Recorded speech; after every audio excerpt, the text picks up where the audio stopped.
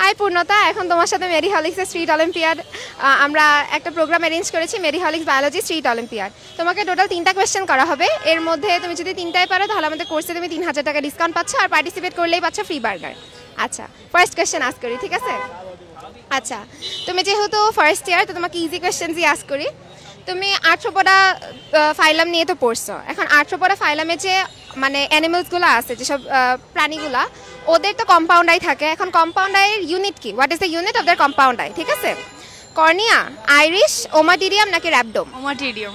Nice, very good. আচ্ছা, তারপর তুমি আমাকে বলো গাজরের মূলে কোনটি থাকে, মানে which one is found in the root of carrots? ঠিক আছে, ক্লোরোপ্লাস্ট, লিউকোপ্লাস্ট, ক্রোমোপ্লাস্ট নাকি amyloplast? Chromoplast. Very nice, chromoplast, good.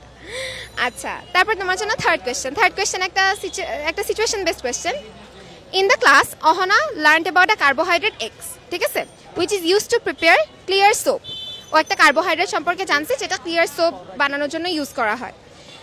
তাইলে ওই কার্বোহাইড্রেটটা যেটা জানছে ওইটা হাইড্রোলাইসিস করলে কোন দুইটা মনোস্যাকারাইড পাওয়া যায়? ও যে কার্বোহাইড্রেটের ব্যাপারে জানছে, ওই দুইটা কার্বোহাইড্রেট হচ্ছে একটা ডাইস্যাকারাইড। তো ডাইস্যাকারাইডকে হাইড্রোলাইজ করলে স্বাভাবিক তুমি দুইটা মনোস্যাকারাইড পাবা, তো কোন দুইটা মনোস্যাকারাইড?